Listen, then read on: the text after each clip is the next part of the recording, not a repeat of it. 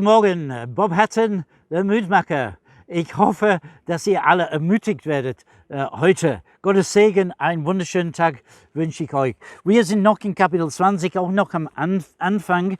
Die Zeit ist jetzt endlich gekommen, Ephesus zu verlassen. Paulus ließ die Jünger, also ließ die Christen von Ephesus zu ihm kommen. Wer war diese Gruppe? War es die ganze Gemeinde? Waren wahrscheinlich Hunderte, wenn nicht Tausende von Leuten bereits in dieser Gruppe. Wir haben immer wieder gelesen, dass viele Leute sich zum Herrn Jesus gefunden haben. Vielleicht hat er mehrere kleine Gruppen zu sich kommen lassen.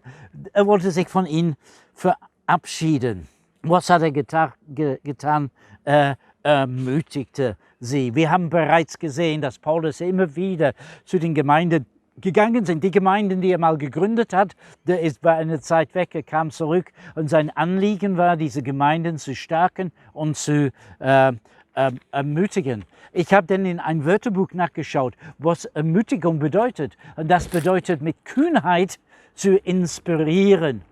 Paulus musste die Gemeinde in Thessaloniki dann sehr schnell verlassen. Wir haben gesehen, plötzlich ist Verfolgung gekommen und er ist gegangen mitten in der Nacht, nachdem er vielleicht nur 3 Wochen oder ein bisschen länger dort gewesen war. Und als der Zeit gehabt hat, hat er den Timotheus hingeschickt nach Thessaloniki. Timotheus sollte sie ermutigen. Paulus war weitergereist durch Mazedonien und auch in Achaia. Als er den Timotheus geschickt hat, waren die wahrscheinlich in Korinth. Und es ist auch von Korinth aus, dass Paulus dann einen Brief geschrieben an die Korinther. Nun, Ermutigung ist eine sehr starke Waffe, aber ist mehr, als wenn wir sagen, das alles macht nichts, es wird nicht so heiß gegessen wie gekocht und so weiter. Das sind nette Sprüche, aber sie helfen uns eigentlich nicht.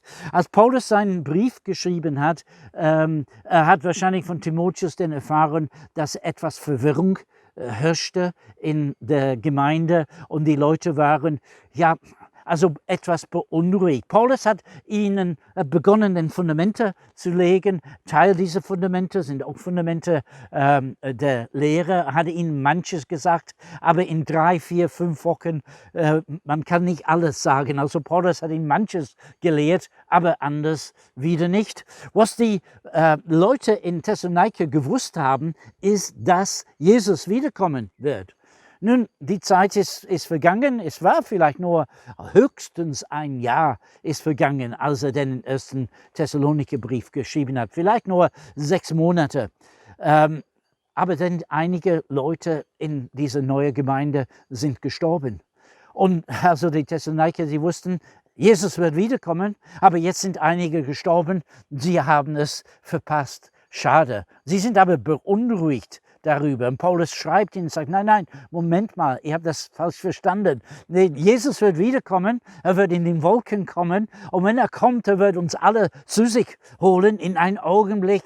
Wir würden zu ihm entrückt, wir würden ihm begegnen in den Wolken. Aber Moment mal, das ist nicht alles, was passiert, denn zur gleichen Zeit, in diesen Augenblick, in dieser kurzen Bruchteil von einer Sekunde, würden auch alle Toten aufwachen. Nein, nicht alle Toten, die gestorben sind im Glauben an den Herrn Jesus. Die würden dann auferweckt, sie würden aufstehen aus den Gräbern und gleichzeitig mit uns würden sie auch entrückt zu dem Herrn. Sie würden denn alle Zeit, und wir würden alle Zeit bei dem Herrn sein. So, es macht nicht so viel aus bezüglich dieser Wiederkunft Jesu, ob man am Leben ist oder ob man bereits gestorben ist. Die Verstorbenen würden auferstehen und würden auch gemeinsam mit denjenigen, die noch am Leben sind, entrückt und bei dem Herrn sein.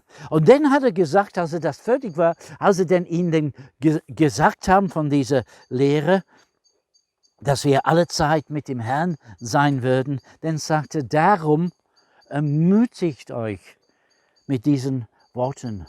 Wir können und wir sollen uns ermutigen, indem wir Gottes Wort nehmen und dass wir die Wahrheit und die Lehre aus Gottes Wort immer wieder teilen. Deswegen haben wir Gottesdienste, deswegen wird es gepredigt und immer wieder Lehrthemen kommen dran. Deswegen ermutigen wir unsere Brüder und Schwestern, dass sie in der Bibel lesen, dass wir gegründet sind, dass wir Bescheid wissen, dass wir wissen, dass Gott uns lieb hat, dass wir von der Gnade Gottes wissen, dass nichts kann uns trennen von der Liebe Gottes, die in Christus Jesus ist, dass es keine Verdammnis gibt für die, die in Christus Jesus sind und viele, viele andere Dinge, die wir aus der Bibel nehmen. Das ist Wahrheit und wir sollen uns gegenseitig ermutigen durch die Quelle der Ermutigung ist nicht Mutmaßungen, sondern Wahrheit aus Gottes Wort, Gottes Lehre, gute Lehre gibt uns Ermutigung. Ermutige einander mit diesen Worten. Wir sind abgewaschen, wir sind geheiligt, wir sind gerechtfertigt, heißt es in 1. Korinther Kapitel 6. Wenn wir unsere Sünden bekennen, ist er treu und gerecht und vergibt uns unsere Sünden. Und das Blut Jesu wäscht uns von aller Sünden. Und so weiter und so fort. Ermutigt euch mit diesen Worten. Und meine Aufgabe, meine Hausaufgabe für euch an diesem Tag, für dieses Wochenende, ist, dass ihr jemand ermutigt. In den nächsten 24 Stunden findet jemand, der Ermutigung braucht. Finde eine Bibelstelle und schickt es an jemanden. Eine Karte, ein Brief, eine E-Mail, ein WhatsApp und was auch immer. Nicht eine Weisheit, sondern ein Wort aus der Bibel. Es gab eine Zeit, als es uns nicht so gut ging. Wir haben durch manches durchgemacht, was nicht so gut war. Manches sind wir selbst schuld dran. Aber es war eine Zeit, als wir ziemlich down waren, deprimiert waren.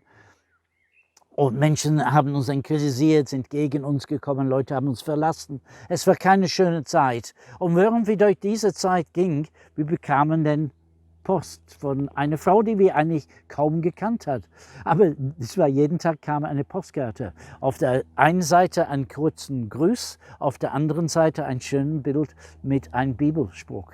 Die Sache war, dass das, was wir gerade am Denken waren, das, was wir gerade am Sprechen waren, das, was wir gerade am Erleben waren, das, was wir gerade am Fragen waren, das wurde irgendwie abgehandelt durch diese Bibelstelle auf der anderen Seite. Das geschah nicht einmal. Diese Frau hat das jeden Tag gemacht. 6 Tage der Woche haben wir das vielleicht 2 oder 3 Wochen. Meine Frau hat dann alles aufgeklebt in der Küche, auf den Schränken und so weiter, dass wir uns immer wieder erinnern. Das war Ermutigung. Ermutigung durch die Worte der Bibel, die wahr sind und die kraftvoll sind. Also ich wünsche einen guten Tag. Gott segne euch.